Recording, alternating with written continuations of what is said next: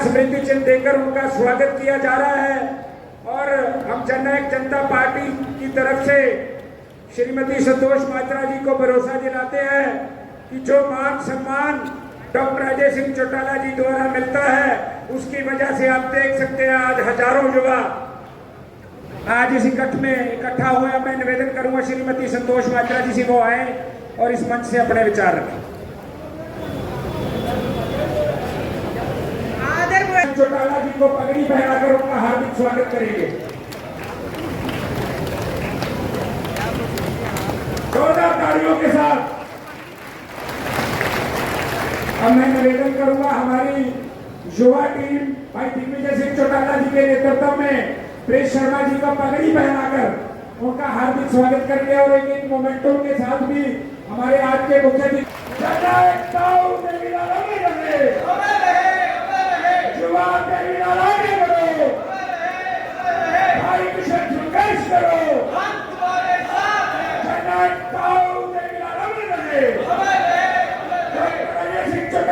श्रीमान दिग्विजय सिंह चौटाला जी मंच पे विराजमान सभी सम्मानित नेतागण और आप मेरे सामने अनियमितताएं इस सरकार की उसको उजागर भी करेगी और उसके लिए संघर्ष करने का भी काम करेगी। पिछले दिनों आपने अपराध की स्थिति देखी है।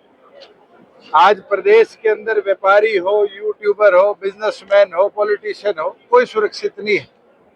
और तो और अब तो रोहतक के अंदर एक डॉक्टर को उसका हॉस्पिटल बेचने के लिए की धमकी आने लगी। इस तरह की व्यवस्था जिस प्रदेश में हो प्रगति नहीं कर रहा, बल्कि उसका बद से बदहाल हालत बनाने का सरकार काम कर रही है।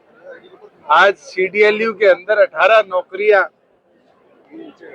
नए वाइस चांसलर ने अपने चहितों को दी और अब उन्हीं लोगों के लिए इश्तिहार अखबार में निकाल दिया कि उनको बैकडोर से रेगुलराइज कर दिया।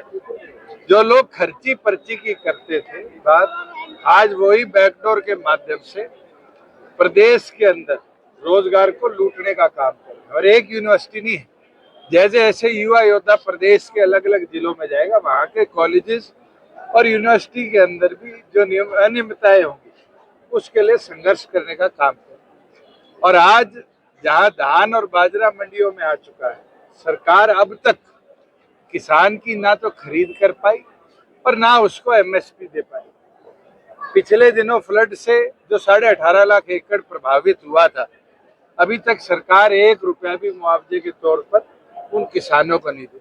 ऐसी दुर्गति तो मैंने हरियाणा प्रदेश के आज से पहले नहीं देखी कि सरकार मुआवजा देने से बचने के लिए किसानों की गिरदावरी को भी डिले कर देती। अगर सरकार फ्लड डिक्लेयर कर देती तो गिरदावरी पहले दिन से शुरू होती, पर सरकार का टारगेट था कि पानी रिसेंट हो जाए, लोगों को मुआवजा देना ना पड़े, इसलिए 15 तारीख से गिरदावरी की शुरुआत करी गई।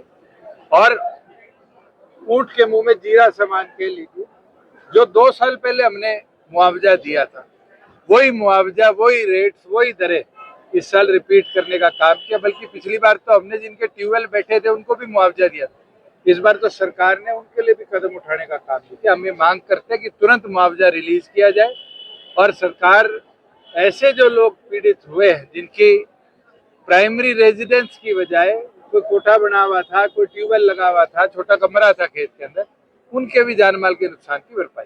मुआवजा ही नहीं बल्कि जो इंश्योरेंस कंपनीज हैं उनको भी सपोर्ट कर रही है सरकार। उनकी प्रीमियम किसान भर रहे हैं, लेकिन किसानों को उसका जो नायब सैनी जी ना तो इस फील्ड को समझ पाए अब तक, ना नायब सैनी जी ने ध्यान दिया। मुख्यमंत्री होने के बावजूद 5 दिन बाद फ्लड प्रभावित एरिया का दौरा करना, यह दिखता है कि कितने गंभीर वो। जिस कुरुक्षेत्र के एरिया के अंदर मैं दौरा करके आया, मेरे भी 72 घंटे बाद उस जिले का दौरा करते, जहाँ से वो खुद सांसद भी रह लिए, विधायक भी हैं, तो ये गंभीरता दिखती है कि उनकी किसान के प्रति क्या सोच है।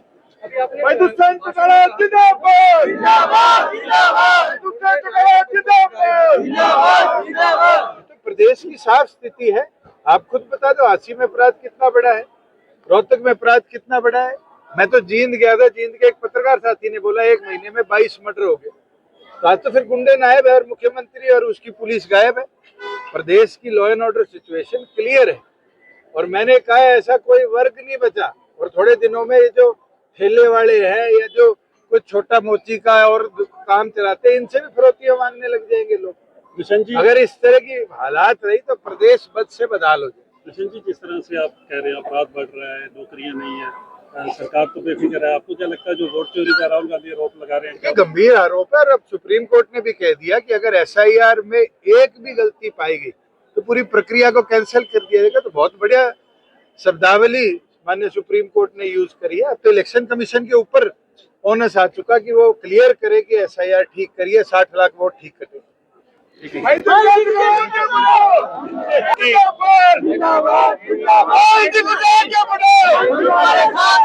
आज के ऐतिहासिक युवा योद्धा कार्यक्रम की सिरसा जिले के प्रत्येक कार्यकर्ता को, सिरसा जिले के नौजवान युवा साथियों को तहे दिल से बधाई देता हूं। हमें अनुमान नहीं था कि इतनी बड़ी संख्या में लोग आएंगे। हमने जो मंडी का शेड लिया, मुझे अब ये इल्म होता है कि इससे दुगनी जगह होनी चाहिए थी। मैं प्रत्येक व्यक्ति, प्रत्येक नौजवान जिस जोश उत्साह से आज पार्टी के प्रति यहाँ पर उत्साह दिखाते हुए और सरकार के प्रति जो सरकार ने वादा खिलाफी की उसके प्रति अपनी नाराजगी दिखाते हुए जो यहाँ आया, मैं उन सब लोगों का तहे दिल से धन्यवाद करता हूँ। ये शुरुआत है, अगला कार्यक्रम कैथल में होगा, उसके बाद ये कारवां जो है पूरे प्रदेश के हर जिले में जाएगा।